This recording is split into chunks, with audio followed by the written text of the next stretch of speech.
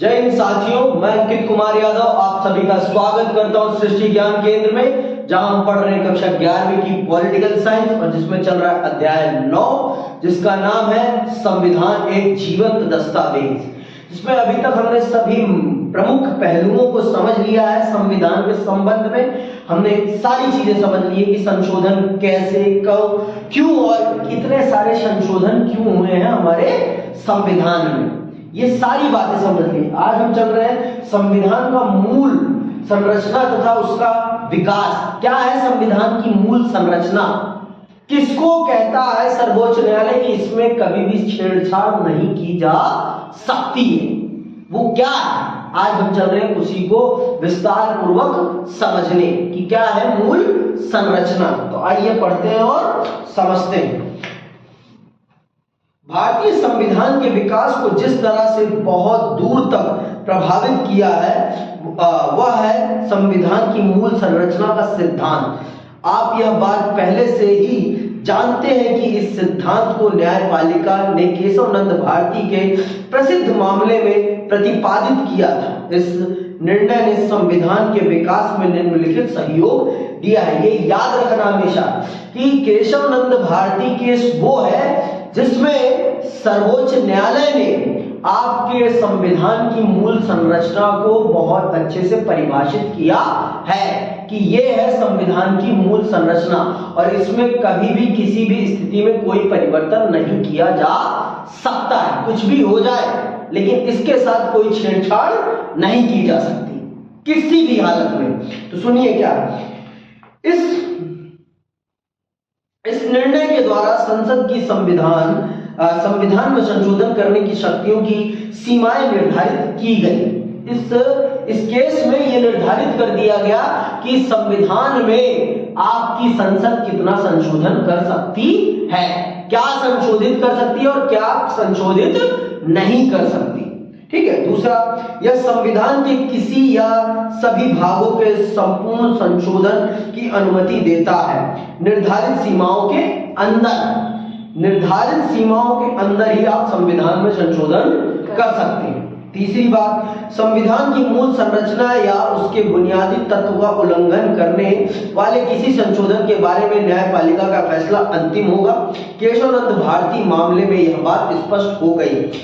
आप ये जान लीजिए कि अगर सर्वोच्च न्यायालय को यह लगता है कि आपने जो निर्णय लिया है वो संविधान के मूल तत्वों के खिलाफ है, संविधान के मूल तत्वों के खिलाफ है, तो उस संशोधन को रद्द कर सकती है आपकी सर्वोच्च न्यायालय। यही इस आखिरी बिंदु में बात कही गई। फिर से सुनो, संविधान की मूल संरचना या उसके बुनियादी तत्व का उल्लंघन करने वाले किसी संशोधन के बारे में न्यायपालिका का फैसला अंतिम फैसला होगा। यहां पार्लियामेंट कुछ नहीं कर सकती कि नहीं हमने तो सही किया है, जबरदस्ती नहीं। जो फैसला सर्वोच्च न्यायालय देगा वही अंतिम फैसला माना जाएगा। किसके मामले में? संवैधानिक संशोधन के मामले में, वो भी किससे संबंधित? मूल संरचना से संबंधित विषय पर। ठीक है। अगला, संरचना का सिद्धांत स्वयं में ही एक जीवंत संविधान का उदाहरण है। संविधान में इस अवधारणा का कोई उल्लेख नहीं मिलता।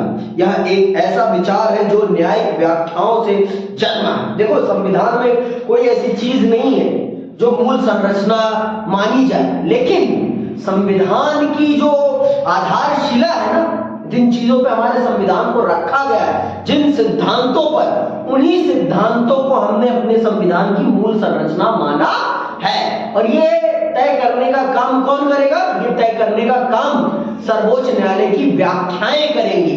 वो जो एक्सप्लेनेशन देगा, जो जिस चीज को वो संविधान की बुनियादी संरचना कहेगा, उसे संसद को मानना पड़ेगा। क्यों? क्योंकि संविधान की व्याख्या करने का सिर्फ एक व्यक्ति को अधिकार है और वो कौन है? वो है सर्वोच्च न्यायालय के न्यायाधीश।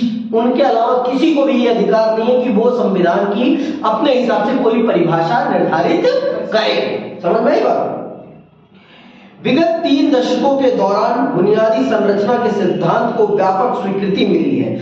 इस तरह देखा जाए तो न्यायपालिका और उसकी व्याख्याओं के चलते भी संविधान में संशोधन हुए हैं। सभी जीवंत संविधान बहस, तर्क वितर्क, प्रतिस्पर्धा और व्यवहारिक राजनीति की प्रक्रिया से गुजर कर ही विकसित होते हैं। जो भी जीवन अपने आप को जो भी संविधान एक जीवंत संविधान कहता है, उस संविधान की पहली कसौटी ही यही होती है कि उसमें समय के साथ परिवर्तन होता रहता है। जीवंत होने का अर्थ ही है कि आप समय के साथ अपने आप को संशोधित कर रहे हैं।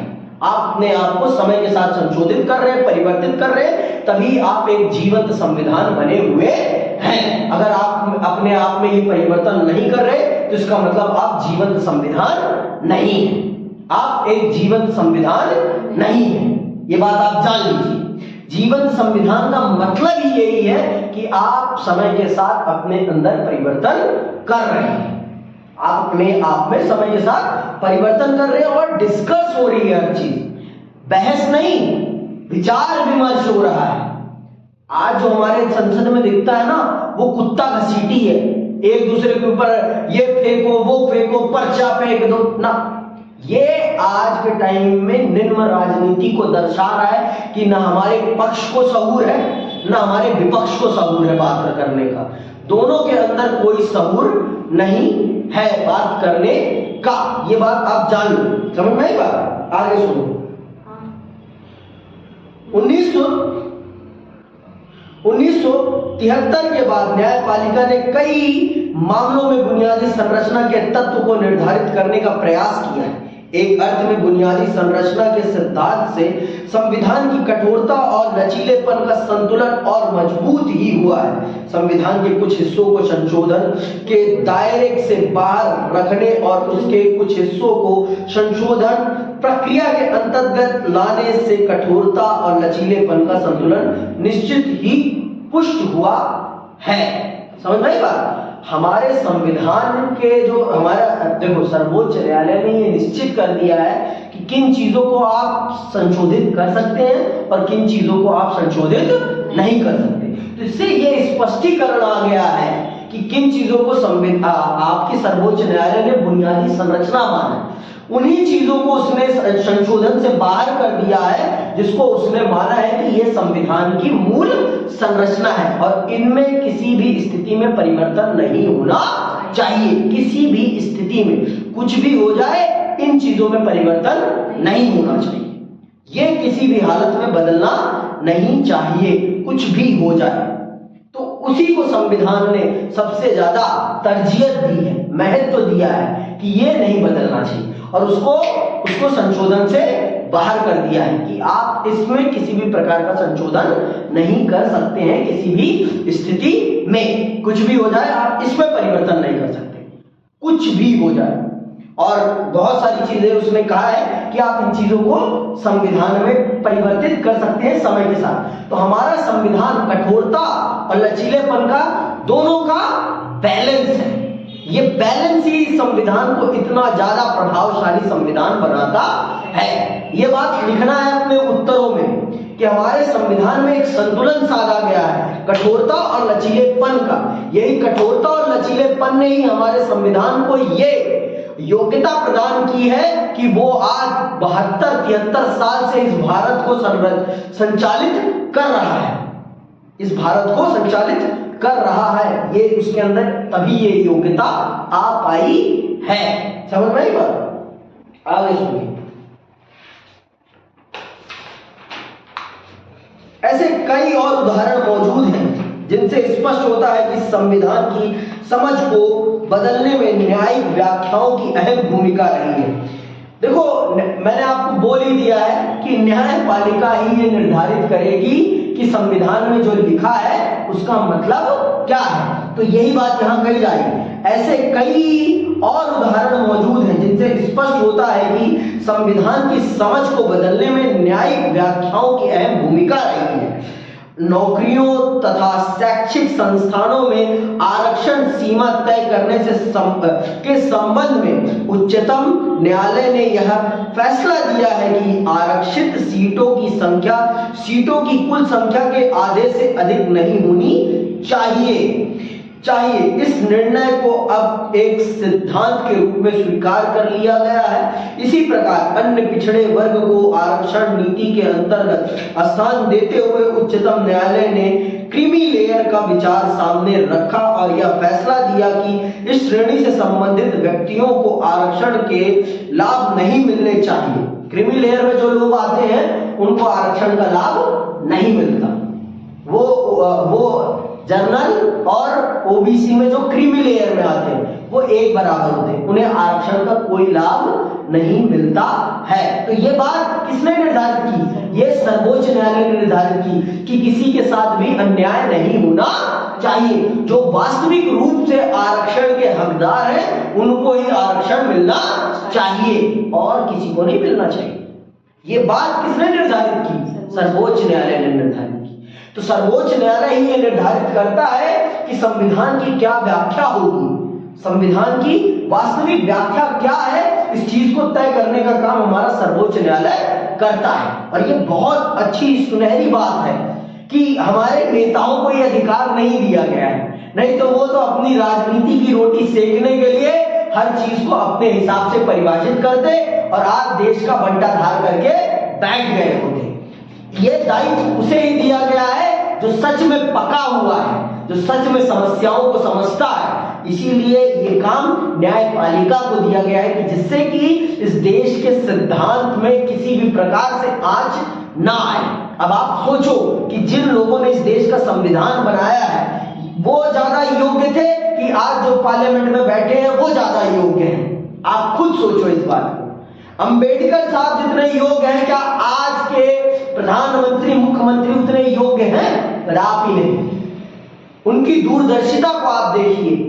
उस व्यक्ति ने एक ऐसा संविधान दे दिया है इस देश को कि उस संविधान से ये देश इतनी तरक्की कर रहा है, और वो भी लोकतांत्रिक रास्ते पर, लोकतंत्र के रास्ते पर चलकर समृद्धि प्राप्त करना, आगे बढ़ना आसान काम नहीं है। आपको विपक्ष को भी झेलना पड़ता है। हम चाइना नहीं है, चाइना की अलग स्थितियां हैं।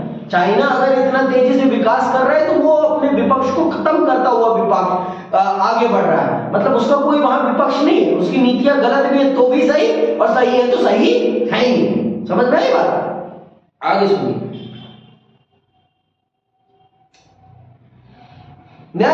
इसी तरह न्यायपालिका ने शिक्षा, जीवन, स्वतंत्रता और अल्पसंख्यक समूहों की संस्थाओं की स्थापना और उनके प्रबंधन के अधिकारों के उपबंधों में अनौपचारिक रूप से कई संशोधन किए हैं। इन उदाहरणों से स्पष्ट होता है कि न्यायपालिका के आदेशों की भी संविधान के विकास में महत्वपूर्ण भूमिका होती है। तो संविधान के विकास में संविधान को एक जीवंत दस्तावेज बनाए रखने में हमारे सर्वोच्च न्यायालय का भी बहुत बड़ा योगदान है। हमारे न्यायालय लोग, सभी न्यायालय हुआ, चाहे वो जिला न्यायालय हो, चाहे उच्च न्यायालय हो, चाहे वो सर्वोच्च न्यायालय हो, सभी का अपना योगदान है इस देश के संविधान को जीवंत बनाने का, और इस देश के संविधान को एक प्रभावी संविधान बनाने का काम इन्हीं लोगों ने किया है, इन्हीं लोगों ने किया है वास्तविक रूप से। अब समझिए, संविधान एक जीवंत दस्तावेज कैसे है, इस चीज को भी हम समझ लेते हैं कि कैसे है भारत का संविधान एक जीवंत दस्तावेज। हमने संविधान को एक जीवंत दस्तावेज माना है, इसका क्या अर्थ है, क्यों माना है हमने ऐसा, इसको समझना हमारे लिए बहुत जरूरी है कि क्यों माना है हमने भारत के संविधान को एक जीवंत दस्तावेज। आएगा तो यही प्रश्न आएगा इसमें से, या वो वाला आएगा संशोधन की प्रक्रिया की तीनों प्रक्रियाओं को परिभाषित कीजिए कि क्या है भारत के संविधान में संशोधन की प्रक्रियाएं। उन तीनों को बहुत अच्छे से पढ़ लेना, समझ लेना, ठीक, और इसको सुनना। लगभग एक जीवित प्राणी की तरह यह दस्तावेज समय समय पर पैदा होने वाली परिस्थितियों के अनुरूप कार्य करता है। जीवंत प्राणी की तरह ही यह अनुभव से सीखता है। वास्तव में यह उस पहली का उत्तर है जिसका जिक्र हमने शुरुआत में संविधान के टिकाऊपन के बारे में किया था। समाज में इतने सारे परिवर्तन होने के बाद भी हमारा संविधान अपनी गतिशीलता, व्याख्याओं के खुलेपन और बदलती परिस्थितियों के अनुरूप परिवर्तनशीलता की विशेषताओं के कारण प्रभावशाली रूप से कार्य कर रहा है। यही लोकतांत्रिक संविधान का असली मापदंड है। सच है ये, और ये सच बोलूं तो ये हमारे देश के उन लोगों का योगदान है जिन लोगों ने इस संविधान को बनाया है। इस संविधान को जीवंत संविधान बनाने का काम उन्हीं लोगों ने किया है जिन्होंने इसको बनाया है, जिनकी दूरदर्शिता ने एक ऐसा संविधान बनाकर हम लोगों को दे दिया कि हम उसे समय के साथ परिवर्तित कर रहे हैं, और वो समय के साथ परिवर्तित होता जा भी रहा है किसी भी समस्या को झेले बिना। तो अब आप बताइए कि क्या भारत का संविधान एक नकल का संविधान है या भारत की परिस्थितियों के अनुरूप बना एक संविधान है? पहला चैप्टर आपने जब पढ़ा होगा तो पहला प्रश्न यही रहा होगा। जब भारत ने विभिन्न संविधानों से कुछ प्रावधानों को अपने अंदर समाहित किया तो भारत के बहुत से बुद्धिजीवियों ने कहा कि ये तो नकल का संविधान है, या दुनिया ने ये कहा कि भारत का संविधान एक नकल का संविधान। अब आप बताइए कि भारत का संविधान एक नकल का संविधान है या कि भारत की परिस्थितियों को सही से परिभाषित करने वाला संविधान है? ये आप अपने उत्तर में दीजिएगा। तो यही चीज, जिस प्रकार से इंसान अपनी परिस्थितियों के अनुरूप बदलता हुआ, सीखता हुआ आगे बढ़ता है, उसी प्रकार से भारत के संविधान ने भी परिस्थितियों के हिसाब से सीखते हुए, आगे बढ़ते हुए कदम बढ़ाया है और बहुत से परिवर्तन अपने अंदर समाहित किए हैं, जो कि हम सबको समय के साथ दिखाई पड़े। समय के साथ हमने इन सब चीजों को देखा भी है और जाना भी है, समझा भी है, सब कुछ किया है। तो ये इसीलिए हो पाया क्योंकि हमारे संविधान में वो चीजें थी जिनके माध्यम से उन चीजों को बदला जा सका और समय के साथ चीजों को परिवर्तित किया जा सका। समझ में आएगा? आगे सुनो। लोकतंत्र में व्यवहारिकताएं तथा विचार समय समय पर विकसित होते रहते हैं और समाज में इसके अनुसार प्रयोग चलते रहते हैं। कोई भी संविधान जो प्रजातंत्र को समर्थ बनाता हो और नए प्रयोग में विकास का रास्ता खोलता हो, वह केवल टिकाऊ ही नहीं होता बल्कि अनेक नागरिकों के बीच सम्मान का पात्र भी होता है। महत्वपूर्ण सवाल यह है कि क्या संविधान खुद का और लोकतंत्र का संरक्षण करने में सक्षम है? आप बताओ कि क्या हमारे देश का संविधान लोकतंत्र का संरक्षण कर पा रहा है या नहीं कर पा रहा है? हाँ, कर पा रहा है। तो इसका मतलब है कि भारत के संविधान में वो सारे गुण हैं जो एक लोकतांत्रिक संविधान को चाहिए। आपका संविधान आपको ये खुलापन देता है कि आप भिन्न भिन्न विचारों के साथ इस देश को चलाने की बात कर सकते हैं। आपको छोटी मानसिकता लेकर चलने की कोई जरूरत नहीं, आप अपनी मानसिकता के हिसाब से चलने का दम रख सकते हैं। यहाँ पक्ष भी है तो यहाँ विपक्ष भी है, एक विचारधारा नहीं है भारत में, अनेकों विचारधाराओं को समाहित करके चलता है भारत का संविधान और हर विचारधारा को उतना ही सम्मान देता है भारत का संविधान।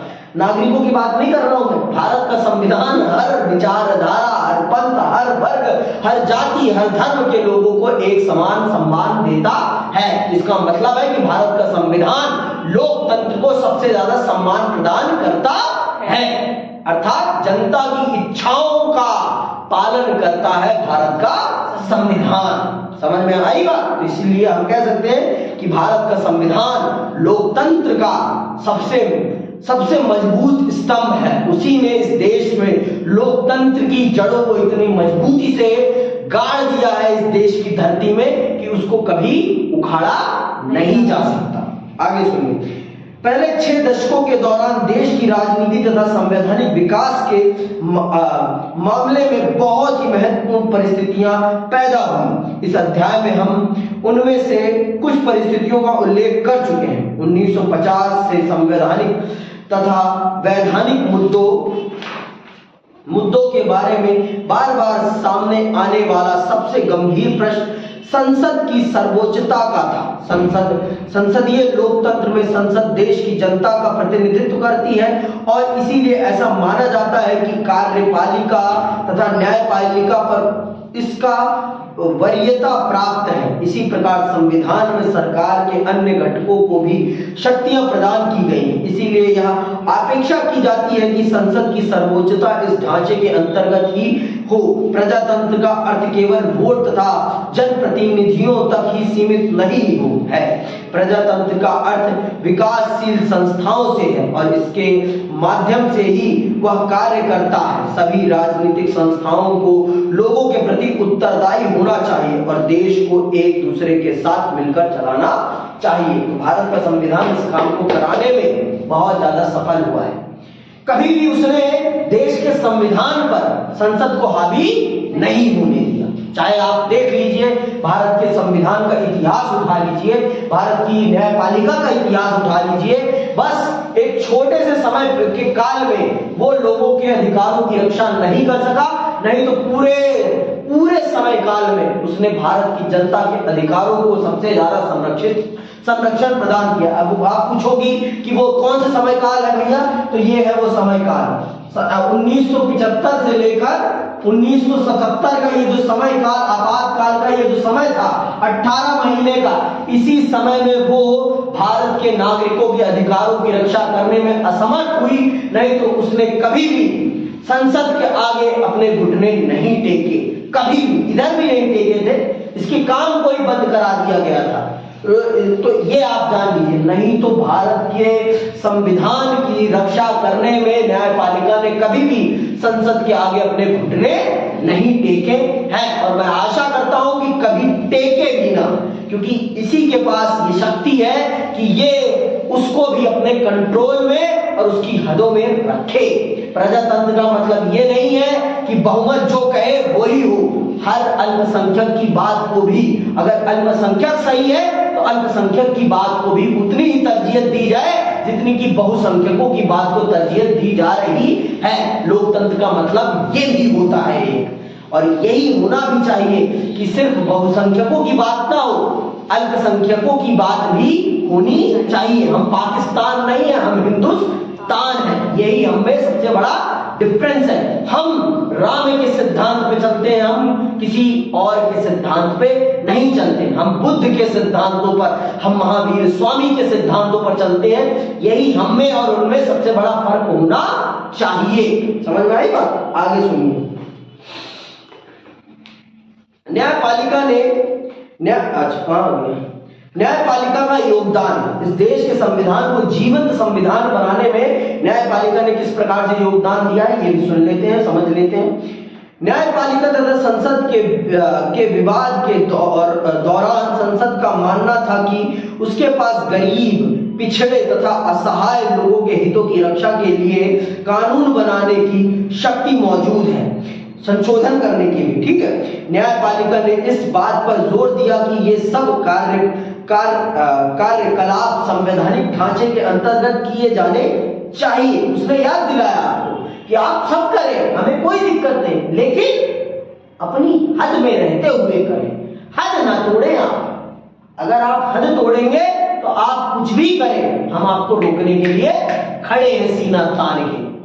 हम भी इसी देश के हैं और आप भी इसी देश के। आप भी उसी गरीब के अधिकारों की रक्षा के लिए, हम भी उसी गरीब के अधिकारों के लिए की रक्षा करने के लिए। गरीब की अधिकारों को प्रदान करने के चक्कर में आप अमीरों के अधिकार मत छीनिए, किसी के भी अधिकार मत छीनिए। न्यायपालिका ने स्पष्ट कहा कि आप एक का अधिकार छीनकर दूसरे को मत दीजिए, आप अपनी सीमा में रहते हुए सबको सबका अधिकार दीजिए। आपके पास ये सारे संसाधन हैं, आप सरकार है इस देश की, तो आप सब करिए, लेकिन किसी का अधिकार, वाजिब अधिकार मत छीनिए। वाजिब आप छीनेंगे तो हम आपके सामने सीना तान कर खड़े हैं आपके कामों को रोकने के लिए। न्यायपालिका ने ये कहा स्पष्ट। जनहित के न्यायपालिका ने इस बात पर जोर दिया कि ये सब कार्यकलाप संवैधानिक ढांचे के अंतर्गत किए जाने चाहिए और जनहित के उपाय विधिक सीमाओं के बाहर नहीं होने चाहिए, क्योंकि एक बार कानून की सीमाओं से बाहर जाने की छूट मिलने पर सत्ताधारी उसका दुरुपयोग भी कर सकते हैं। साफ कहा उसने कि अगर मैंने एक बार आपको इजाजत दे दी सीमा से बाहर जाकर काम करने की, तो फिर आप मुझे खेल बना देंगे, आप मेरा खेल बना देंगे, फिर आप मेरे कंट्रोल में आने वाले नहीं है। इससे बढ़िया आप निकले ही मत। आज आपकी मैं मान सकता हूं कि आपकी क्या नियत साफ हो, लेकिन आने वाले समय में आपकी नियत बदल जाए तो क्या, पर मुझे मेरा दायित्व मैं तो निभाऊं ना। तो न्यायपालिका ने स्पष्ट शब्दों में कहा कि नहीं भैया, आप आज भी सीमा में रहे, कल भी सीमा में रहे, परसों भी रहे, हम आपको कभी भी इजाजत नहीं देंगे, चाहे आपका उद्देश्य कैसा भी क्यों ना हो। हम इस चीज की इजाजत आपको कभी नहीं देंगे कि आप बाहर जाकर सीमाओं से, विधि की सीमाओं से बाहर जाकर काम करें। जो संविधान ने आपके लिए सीमाएं तय की है, उसी सीमा में रहते हुए आप काम करें। हम कभी भी आपको इंटरफेयर करने नहीं आएंगे।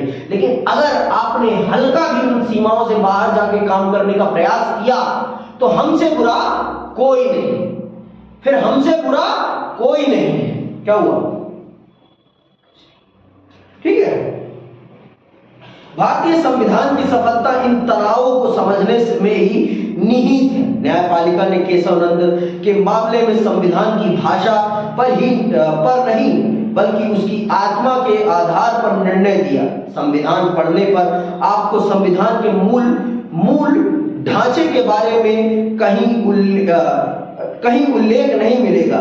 संविधान में ऐसा कहीं भी नहीं कहा गया है कि उसका फला भाग मूल संरचना का हिस्सा है। इस प्रकार मूल संरचना न्यायपालिका द्वारा स्वयं विकसित की गई अवधारणा है। वैसे तो संविधान में कहीं नहीं लिखा कि ये फला भाग संविधान का मूल ढांचा है, लेकिन ये चीज, इस चीज को तय करने का काम हमारी न्यायपालिका ने करा है केशवानंद भारती वाले मामले में, कि हम इन चीजों को भारत के संविधान की मूल संरचना मानते हैं और कोई भी सरकार इन चीजों में किसी भी प्रकार की छेड़खानी नहीं कर सकती है। कुछ भी हो जाए, आप इन चीजों में कोई परिवर्तन नहीं कर सकते। कुछ भी हो जाए, आप इन चीजों में कोई परिवर्तन नहीं कर सकते तो नहीं कर सकते, चाहे कुछ भी क्यों ना हो जाए। आप इन चीजों को छेड़ तक नहीं सकते। सीधी बात, नो बकवास। समझ में आई बात? न्यायपालिका ने इस अवधारणा को कैसे विकसित किया? पिछले 4 दशकों के दौरान अन्य संस्थाओं ने इसे किस प्रकार अपनाया है? यही आकर हमें शब्द और भावना के बीच का अंतर पता चलता है। न्यायपालिका का यह मानना है कि किसी दस्तावेज को पढ़ते समय हमें उसके निहितार्थ पर ध्यान देना चाहिए। उसका अर्थ क्या है, वो किस दिशा में काम करना चाहता है। जब हम किसी, देखो, हर किताब का एक मोटिव होता है, हर चीज का एक मोटिव होता है, और जब हम उस किताब के मोटिव को समझ लेते हैं तो हम उसकी आत्मा को समझ लेते हैं। तो यही चीज न्यायपालिका ने भी कहा कि आप इस संविधान का मेन मोटिव क्या है। इस संविधान का मेन मोटिव है इस देश के लोगों को अधिकार प्रदान करना, इस देश के लोगों को न्याय प्रदान करना, हर प्रकार का न्याय प्रदान करना। तो यही इसकी आत्मा है, यही इसकी मूल संरचना है। उन्होंने इस बात को स्पष्ट किया कि भारत के संविधान की मूल संरचना इस देश के लोगों के अधिकारों की रक्षा करना है, और जो भी इस देश के नागरिकों के अधिकार हैं, वही इस देश के संविधान की मूल संरचना है। इस देश का सम्मान इस देश के संविधान का मूल पहचान है। इस देश के सम्मान को अगर कोई ठेस पहुंचाता है तो वो इस संविधान को ठेस पहुंचाता है। इसका मतलब वो देश को तोड़ने का काम कर रहा है। समझ में आई बात? तो ये बात हमारे न्यायाधीशों ने ये काम किया, और उन्हीं चीजों को उन्होंने क्या कहा कि ये भारत के संविधान की मूल संरचना है। ठीक, सुनना फिर से। यही आकर हमें शब्द और भावना के बीच का अंतर पता चलता है। न्यायालय का यह मानना है कि किसी दस्तावेज को पढ़ते समय हमें उसके निहितार्थ पर ध्यान देना चाहिए। कानून की भाषा की अपेक्षा उस कानून या दस्तावेज के पीछे काम करने वाली सामाजिक परिस्थितियों तथा अपेक्षाएं अधिक महत्वपूर्ण होती हैं। इसीलिए न्यायालय ने संविधान की मूल संरचना पर विशेष ध्यान दिया, क्योंकि इसके बिना संविधान की कल्पना ही नहीं की जा सकती है। तो भाई, संविधान को भी तो एक उद्देश्य की पूर्ति के लिए बनाया गया है ना, किसी और चीज के लिए बनाया गया है। संविधान की भी अपनी एक क्या है, एक उद्देश्य है, एक उसका भी अपना एक लक्ष्य है। तो इसी चीज को ध्यान में रखते हुए हमारी न्यायमूर्तियों ने कहा कि आप सिर्फ कानूनी बातों पे मत जाइए, उसकी भावना क्या है, उन कानूनों को बनाने के पीछे का उद्देश्य क्या है, आप वो समझिए। जब आप उन उद्देश्यों को समझ लेंगे तो वही इस देश के संविधान की मूल संरचना है, वही इस देश के संविधान की आत्मा है। तो आत्मा उन्होंने बता दी कि ये आत्मा है और आत्मा पे प्रहार नहीं होना चाहिए। आप सब बदलो लेकिन आत्मा नहीं बदलनी। आत्मा बदलने की कोशिश की तो हम आपको बदल देंगे। ये बात हमारी न्यायपालिका ने बहुत स्पष्ट कर दी सरकार को, भारत सरकार को ये बहुत स्पष्ट कर दी। समझ में बात? आगे सुनिए। अब राजनीतिज्ञों की परिपक्वता, हमारे राजनीतिज्ञों ने किस प्रकार से अपनी परिपक्वता दिखाई शुरू से लेकर आज तक कि उन्होंने क्यों कभी उस चीज को चैलेंज नहीं किया कि हाँ, उन्होंने भी मान लिया हाँ यही इस देश के संविधान की आत्मा है और हम भी कभी इसमें दखलंदाजी नहीं करेंगे। सुनना, उपयुक्त अनुच्छेदों में न्यायपालिका के बारे में की गई हमारी चर्चा से एक और तथ्य उजागर होता है। 1967 से 1973 के दौरान पैदा हुए कटु विरोधाभासों के दौर में संसद तथा कार्यपालिका ने एक संतुलन तथा दीर्घकालीन समाधान की आवश्यकता को महसूस किया। केशव नंद के मामले में सर्वोच्च न्यायालय के निर्णय के बाद न्यायालय द्वारा इस पर पुनर्विचार करने के प्रयास किए गए। जब ये सारे प्रयास विफल रहे तो 52वां संशोधन किया गया और संसद की सर्वोच्चता स्थापित की गई। लेकिन मिल प्रकरण 1980 में न्यायपालिका ने अपने पहले लिए गए निर्णय को पुनः दोहराया। इसीलिए केशवानंद मामले में निर्णय दिए जाने के 4 दशकों के बाद भी संविधान की व्याख्या में इस निर्णय ने सर्वाधिक महत्वपूर्ण भूमिका अदा की। राजनीतिक दलों, राजनेताओं, सरकार तथा संसद ने भी मूल संरचना के संवेदनशील विचार को स्वीकृति प्रदान की। यद्यपि संविधान की समीक्षा की बात चलती रही, लेकिन यह प्रक्रिया संविधान की मूल संरचना के सिद्धांत द्वारा निर्धारित सीमाओं के परे नहीं जा सकती। तो सबने ये एक्सेप्ट किया कि नेताओं ने भी, पार्टियों ने भी ये एक्सेप्ट किया कि भारत के संविधान की एक आत्मा है और उस आत्मा के साथ कोई छेड़छाड़ नहीं की जानी चाहिए, नहीं तो ये राष्ट्र टूट जाएगा। क्योंकि ये देश, इस देश का संविधान ही इसका हृदय है और अगर हृदय को निकाल दिया जाए शरीर से तो देश टूट जाता है, देश समाप्त हो जाता है। तो अब आप जान लीजिए, इसीलिए इस देश के संविधान को जीवंत संविधान का दर्जा प्रदान किया गया है। आगे सुनिए। संविधान का निर्माण करते समय भारत के नेताओं और जनता के सामने एक साझे भविष्य की तस्वीर थी। नेहरू ने स्वतंत्रता के अवसर पर दिए गए प्रसिद्ध भाषण में इस सामूहिक स्वप्न को भाग्य के साथ करार बताया था। संविधान सभा के सदस्य भी इस आदर्श अर्थात व्यक्ति की गरिमा और आजादी, अंडरलाइन कर लो, व्यक्ति की गरिमा, आजादी, सामाजिक आर्थिक समानता, जनता की खुशहाली और राष्ट्र की एकता में विश्वास करते थे। तो सबने इन चीजों को क्या माना है? संविधान की मूल संरचना माना है कि हाँ, हमारा लक्ष्य यही है, हमारे संविधान का लक्ष्य यही है, व्यक्ति की गरिमा और आजादी को बचाए रखना, सामाजिक और आर्थिक समानता प्रदान करना, जनता की खुशहाली और राष्ट्र की एकता में विश्वास रखना, यही हमारे संविधान का मूल सिद्धांत है और इसी पे हमारा संविधान आगे बढ़ रहा है। तो इन चीजों को हमारे राष्ट्र निर्माताओं ने भी और हमारी न्यायपालिका ने हमेशा प्राथमिकता दी है और कहा है कि आप कभी भी इन चीजों के साथ कोई छेड़छाड़ नहीं कर सकते किसी भी परिस्थिति और किसी भी स्थिति में। ठीक है। यह आदर्श आज भी हमारे आदर्श थोड़ी ना बदले, आज भी धूमिल नहीं पड़ा है। यही कारण है कि आधी सदी गुजर जाने के बाद भी लोग संविधान का सम्मान करते हैं और उसे महत्व देते हैं। जनता की चेतना को निर्देशित करने वाले ये बुनियादी मूल्य आज भी उतने ही कारगर हैं। तो सच है, आज भी वही चीजें हैं भाई। कोई किसी की गरिमा थोड़ी ना छीननी है, इंसल्ट थोड़ी ना करनी। सबको सम्मान भरा जीवन, आजादी भरा जीवन जीने का अधिकार होना चाहिए। आर्थिक, राजनीतिक, सामाजिक सभी प्रकार की समानता राष्ट्र में आनी चाहिए, ये हम सबकी अभिलाषा है। राष्ट्रीय एकता बनी रहनी चाहिए, राष्ट्र अपने सिद्धांतों पर चले, देश अपने देश की जनता के हिसाब से चले, संप्रभु रहे, यही तो हम सबकी इच्छा है ना। तो हमारा संविधान, हमारे संविधान की भी यही इच्छा है, इसीलिए इसको हमारे संविधान की मूल संरचना माना गया है। और इसी के साथ ये अध्याय समाप्त होता है। जय हिंद, जय